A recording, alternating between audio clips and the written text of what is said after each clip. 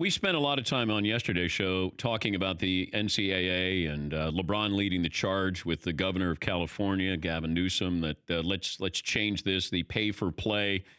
Your thoughts on what is the rule that should be in place with this? Are you fine with what they're proposing? Well, I'm fine with what they're proposing with some, more to it. Because honestly, I get frustrated, and one of my teammates brought this up the other day.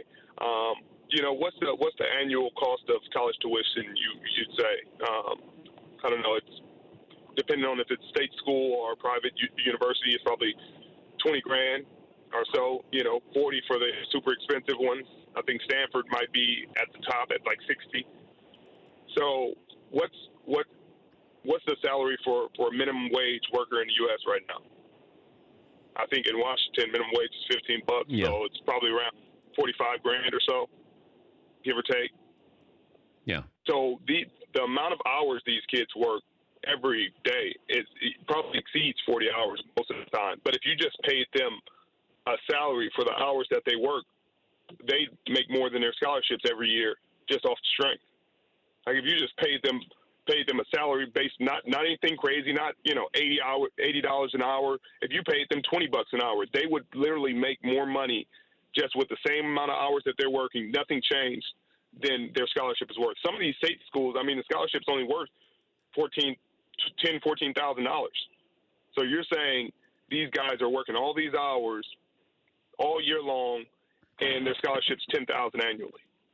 So that's $40,000 over 4 years. So you're saying $40,000 for whatever amount of hours these guys putting in. That's pretty ridiculous. And that's what I get frustrated about. I get frustrated about the conversation about amateurism when they make a huge case that these kids are amateurs, but these coaches are professionals. And that's always odd to me.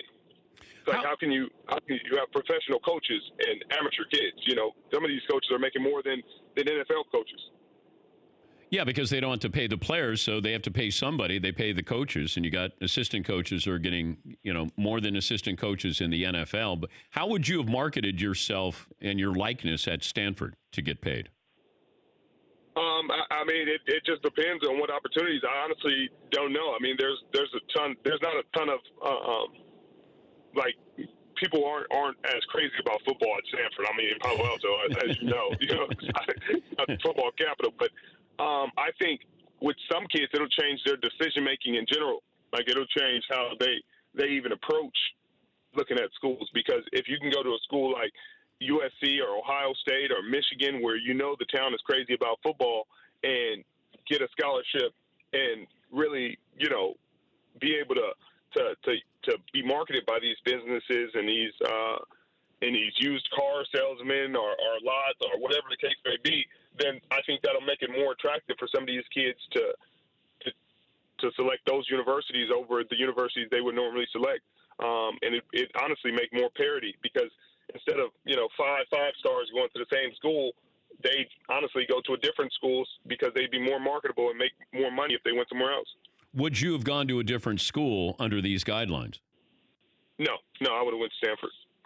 The decision to go to Stanford wasn't about any of that. It was about the long-term effects and the value of the degree. And I'm also wondering about this, Richard. Like, let's say Zion Williamson went to Duke, and even though they're a Nike school, he says, I'll go there, but I want my own shoe. But it's going to be a Nike shoe, but I want you to pay me $1 million. I'm going to be on national TV 35 times, 35 games. Can you see something like that happen? Now, I know there are not many Zion Williamsons, but it feels like every once in a while we get one of those players who's transcendent. Right. You do, but I think a lot of those players are, especially in terms of basketball, where a lot of the shoe money is, are doing their best to avoid going to college in general.